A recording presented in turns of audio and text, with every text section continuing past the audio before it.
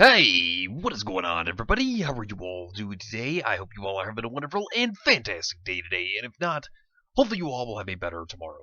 So today, I wanted to have a discussion about the interesting ways that Volume 7 could both develop Ironwood as well as world build for Atlas. Seeing as Volume 7 is going to be a volume that has to cover several things, I thought it'd be interesting to go into how Volume 7 could cover two things at one time. So sit back, relax, I hope you all enjoy, let's go ahead and get started. So Volume 7 has several things that it is really going to have to go over.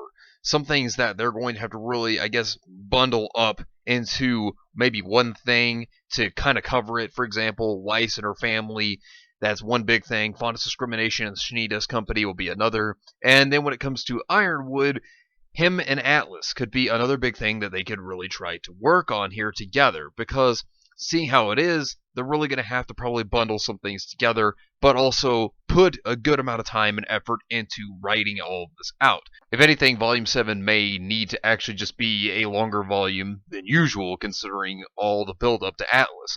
But one big thing for certain that they could do is they could actually work on Ironwood as well as work on Atlas at the same time. And I really want to look at Ironwood's character and how this can lead into Atlas as well at the same time.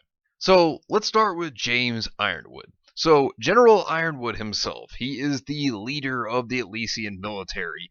And one thing that they could do is they could start to go into his backstory of how he got this position, of what he's gone through, because as someone that would be in charge of an entire military of a whole entire country, you would imagine that there had to be some very impressive feats that he had to have done in his lifetime to make it there. Either that or he just worked his way up through the ranks, but I think it'd be more interesting if we did see some impressive things that they could show out of Ironwood.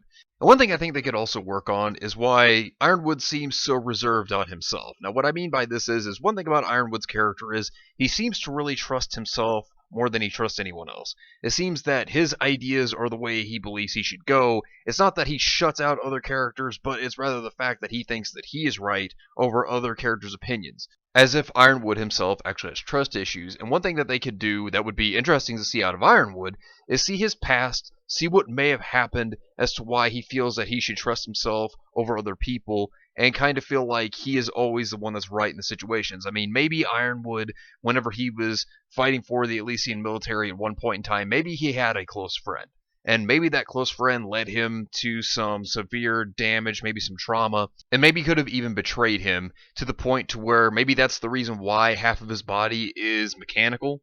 Maybe that's part of it, or he could just be working for Skynet and then Terminators take over all of Remnant. But no, seriously though, maybe that could be the reason as to why Ironwood is standoffish and why he trusts his own ideas over others, because he feels that maybe he was betrayed at one time, and so because of that, he feels that he has to only trust himself, that he has to look out for himself because maybe nobody else will, and maybe the same damage could happen to himself again. And so he closes himself off. But at the same time, one big important thing is that James Ironwood is also the doors to Atlas as well, in a sense, because he is from Atlas, and considering that he knows the history of Atlas. He knows the secrets that Atlas has been hiding. Not only that, but he knows the secrets of the Atlas military, considering that he is in charge of it after all.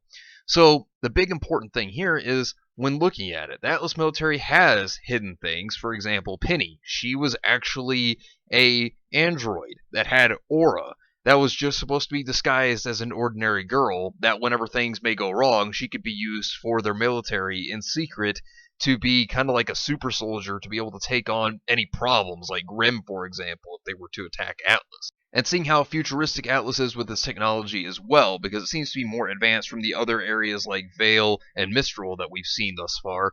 So there are several secrets that they're hiding. Not only that, but if you think about what happened with Amber after the fight with Cinder and how they continued to try to keep her alive so that the maiden powers that she still had left could be transferred into someone else, this could show that they kind of took the idea maybe from Ozpin. Maybe they actually had a deal with Ozpin, and Ozpin tried to inform them with his Ozluminati that they need to transfer the aura of another individual to be able to maintain the safety of the maiden powers, but at the same time, maybe Atlas had thought, well, maybe we could also use this technology to continue to keep other people alive.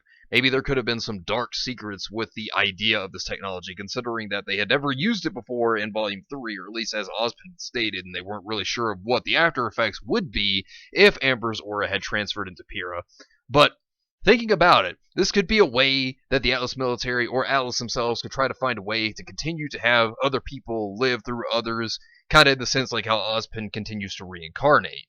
And maybe Ironwood could go into the details as to what they had this plan for, about how it could cause others to reincarnate and continue to live on as well. Maybe it could be an idea for a future to where Atlas could continue to survive throughout this reincarnation strategy, as well as, when you think about it, creating synthetic beings to be kind of hidden as if they're normal people, and then be like an android army to be used for any way to be able to take on any problem. And this could be something that Ironwood could go into, and maybe it could be something that could be even exposed about Ironwood. I mean, maybe they could pull another Volume 3 again, where maybe Cinder or Watts or somebody could actually come out and state, well, this is something that they had also been hiding from the people, and there's a lot more where this could come from. And I think that would be kind of interesting that they would do something like this, considering that it seems like, if anything, Ironwood would try to keep things under control and in the dark.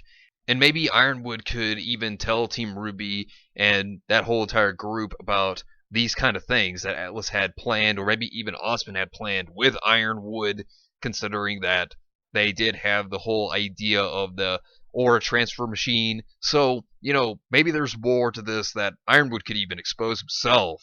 And I think that would be very interesting to kind of show a darker side to Atlas in this way, and kind of world build on it and what made them decide to do this in the first place. But anyways, I'll be back again on Tuesday. Let me know what you think down below. Do you agree? Do you disagree? Let me know in the comments down below. But anyways, thank you all for watching. I hope you all enjoyed it. If you did enjoy, hit the video with a like. Subscribe if you want to see more content like this. Share this video with your friends if you found this informative or useful. And follow me on Discord. Link is in the description down below. But anyways, I hope you all have yourselves a wonderful and fantastic day today. And remember, if today was not a good day, tomorrow could always be better. Take care of yourselves and everyone around you, and have yourselves a good one out there, everybody.